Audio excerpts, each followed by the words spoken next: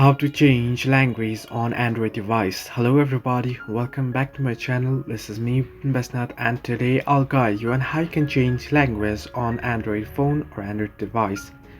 Now the process itself is relatively easy and simple, so let me guide you through. First things first, you want to head into your device settings. You can simply open up by tapping on the settings icon, or you can simply scroll down your notification bar and tap on the settings or the gear icon that you'll find at the top right corner of your screen. Once you head into settings here, now you want to scroll down and you want to look into the option that says languages and input. So if I just scroll down here below, you can see various options and you can see here general management, and you can see there under it says language and keyboard, right? So simply tap on general management.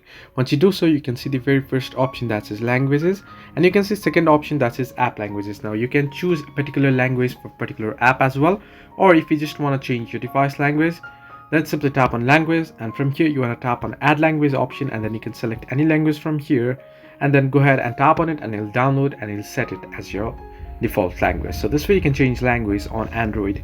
Hope this helped you. Do like and subscribe, and do not forget to leave a comment down below if you have any further issues.